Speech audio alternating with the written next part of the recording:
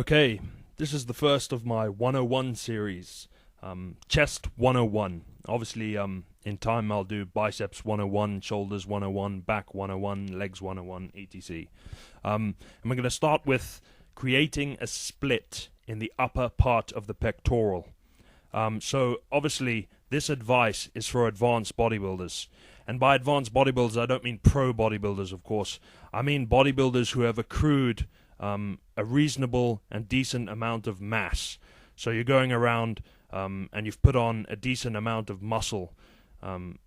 Say you've built up your chest, it's big, but now it's time to really put detail in it and to really shape it and to change it and to make it optically appear huge. And that's something that's a lot of people overlook, is that bodybuilding is sculpture and it's symmetry and it's illusion, and there's many aspects that enhance a physique, and the kind of rush and race for sheer size these days produces massive physiques when you look at them and see them in person, but in video or in photography, they're not that impressive actually. For instance, the waist is one of the most absolutely important aspects of a physique, symmetrically speaking. And you have these bodybuilders today, we all know the trend, with gigantic waists, which absolutely destroy all the symmetry, which creates the illusion and the optics of size. But let's talk about creating a split. And as you can see, my upper split here is quite deep, not quite as deep here. The footage is from different time periods, of course, different diets, all kinds of things. And here, in fact, there are two splits. In some of the footage I managed to develop for a while, a split in the upper and lower pec, as you can see there in that footage. Now, how you do this, but let's talk about the upper part, okay, because I didn't have a genetic inclination for a split, and I've got old footage that I could show. There's no split when I used to flex my chest, basically. And what I did, and why I've drawn this out a bit so you can see this footage here, because it's part of developing this type of chest, which I call an old school chest, from the old school of bodybuilding, the kind of chest that bounces off the bone and has a nice big split, and it's massive basically and optically very impressive. How you develop it, the byword, the holy grail to pursue is incline, incline, incline. That is your new byword. In order to build an impressive chest, an old school chest with a massive deep split in the upper pectoral, you have to place emphasis on incline benching. And by that I don't mean you go to the gym and you include incline in your benching like any other bodybuilder does when he's doing his chest. You place emphasis in the sense that you come into the gym on chest day and the first thing you do is incline, and you put all your energy, basically you max out on your incline bench. That's the one you really go hell for leather with. And then once you're finished with that, once you've maxed out, once you've done your incline benching, which is done on a standard bench, not with dumbbells, then you go and you do your flat and your decline and your flies and your cable crossovers and all that other stuff. But the main thing of importance is incline benching.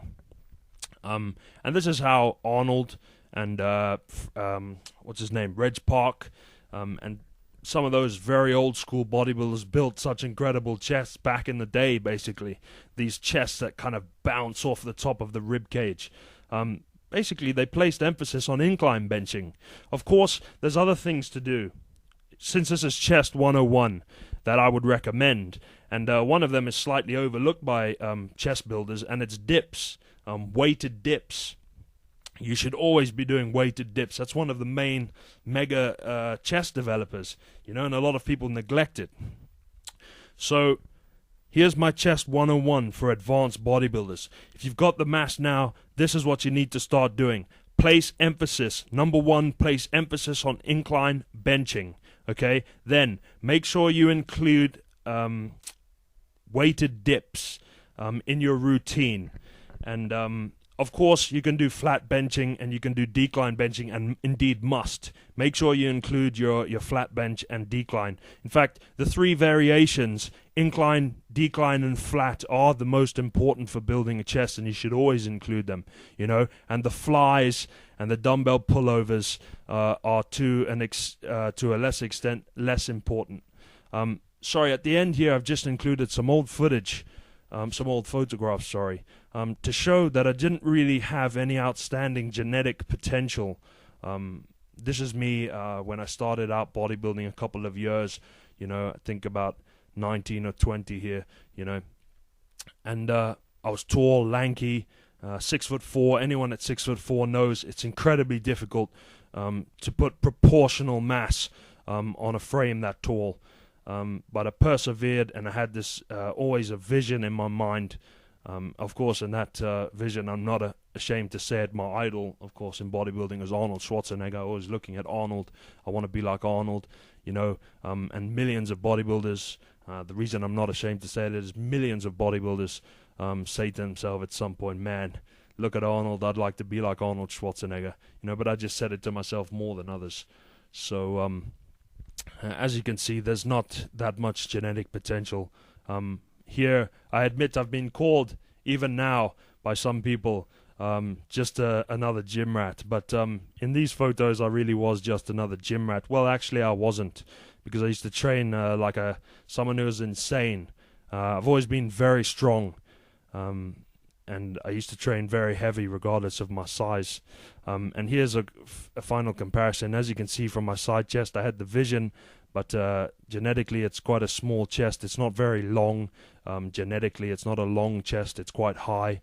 And that's the transformation that I made. And believe me, that is no easy accomplishment. So remember, incline, incline, incline. That is your new byword for advanced bodybuilders. Take care and good luck with your training.